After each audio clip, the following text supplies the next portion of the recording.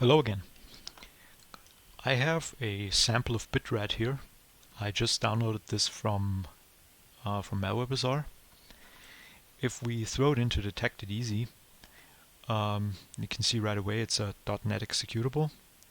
So what I'm going to do next is I am just going to go ahead and throw this into the NSpy.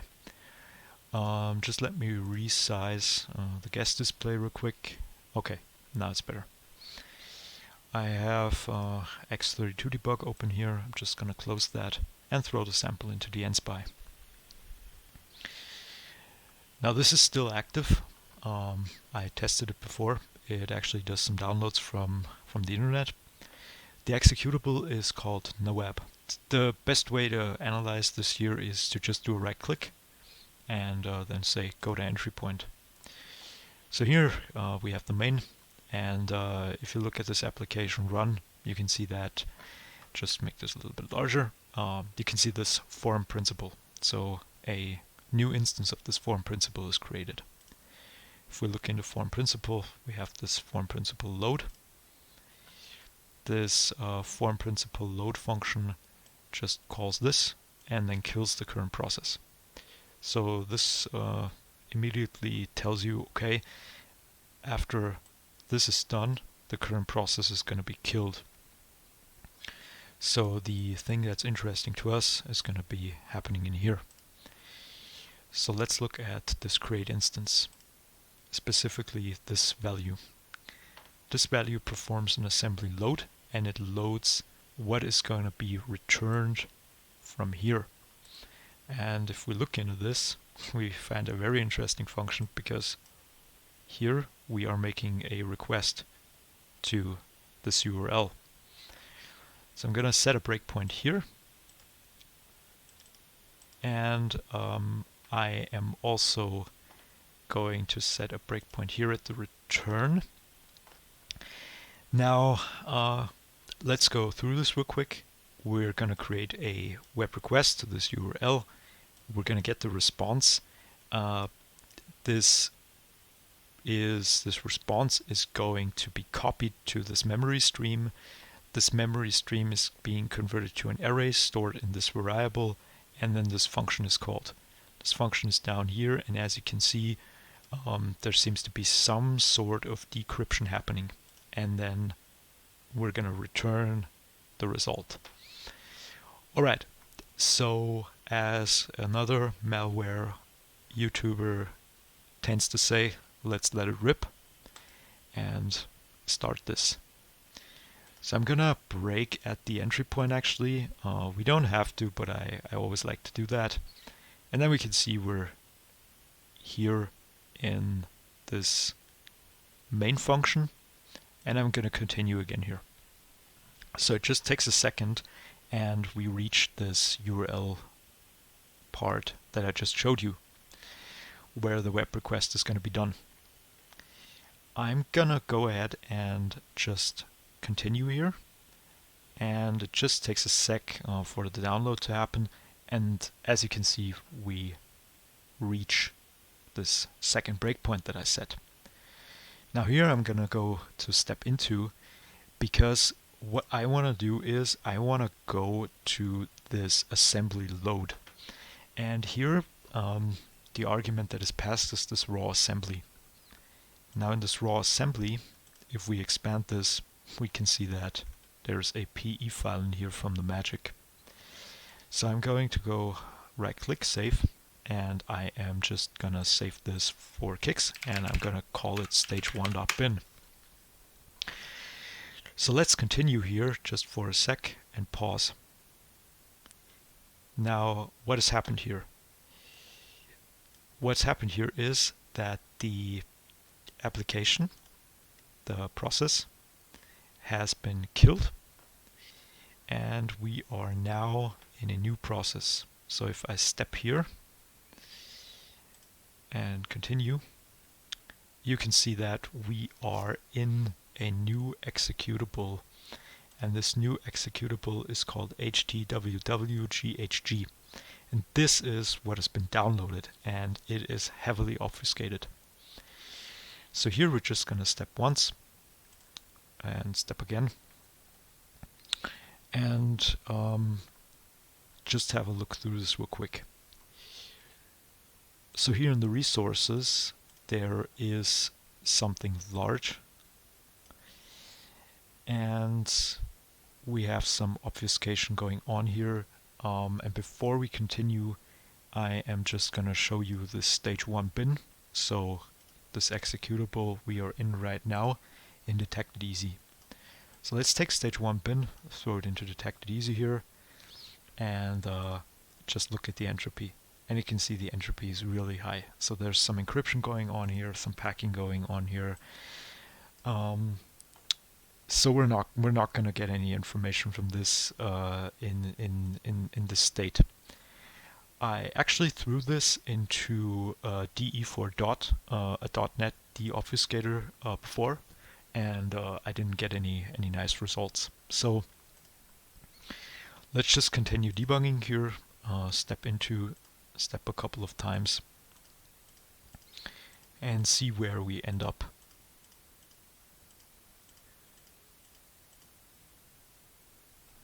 Okay, so here we have a new object that's going to be created. I'm going to step over this, and I looked when I looked at this before. If you step over at this point, you're not going to get any further. A new process is going to be launched. So I want to actually step into this. Now, in here, there is a lot going on. There is even some stuff that we can read. So this get process by name, for instance, and another sleep, and so on and so forth. So again, there is a lot going on here. But what is actually interesting is this array down here. You can see we have another byte array, and it's huge. And if we expand this, here is our PE again. So we can see the magic. And of course, we're going to dump this. So we're going to say save. And we are going to call this stage2.bin. And have a look at stage2.bin. So let's throw this into Detected Easy, and right away we can see it's UPX packed. So we can't get any more information out of this until we actually unpack it. So I actually have to download UPX.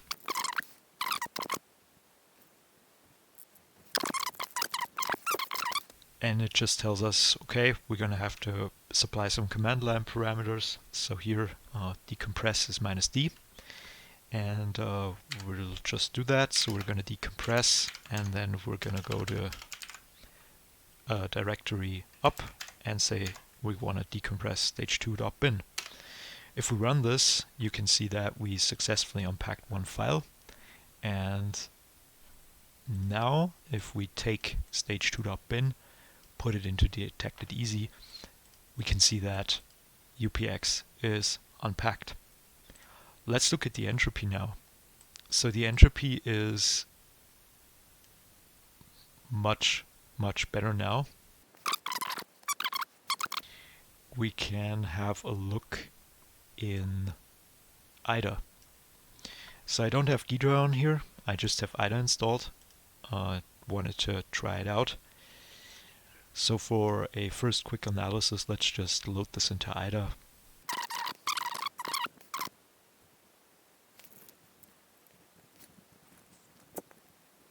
Okay, so IDA is done loading this file.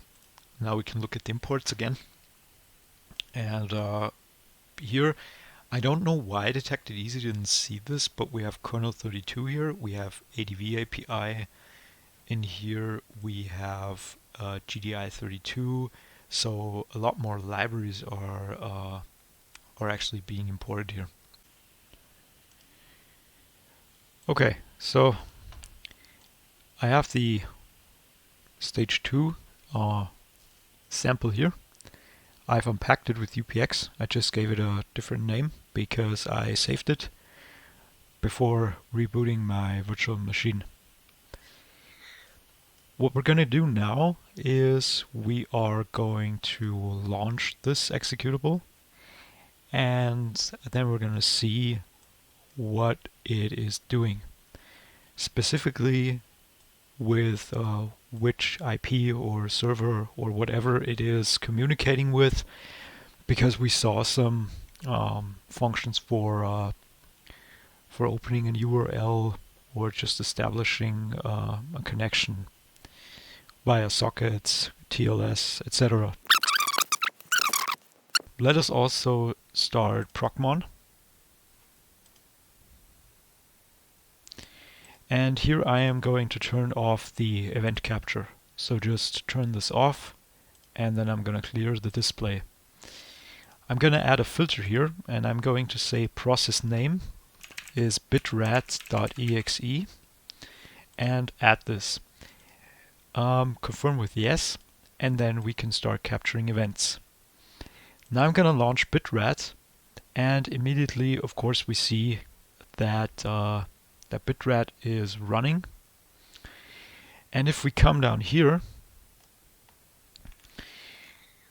we can see that there is already some TCP connection going on here. So we can also see the IP it is communicating with, and also a port. So this is 8973. I'm going to capture from the network here, and I am going to say TCP dot port equals 8973, and we can see the communication the malware is doing. So before we continue any further, let's just open maybe Process Explorer here, where we can also see this communication going on. So I'm just sorting alphabetically, going to select Bitrat here, go to Properties, and then to TCP IP. And here you can see exactly the same thing. Now I have loaded the sample into Ghidra, and my next step is to do a static analysis of this malware. Now in the segment before, where we looked at the network communication, we saw that everything was secured by TLS. That means we can't really read what is being communicated to the C2 server, because everything is encrypted, of course. But somewhere here in this malware there has to be a configuration where there is a certificate, where there is the IP address of the C2 server, and that is something that I'm going to look at in a static context. That is it for this video. I showed you how to unpack the sample, I showed you a little bit of the network communication going on, and that shall be it for now. So thank you very much for watching, and goodbye.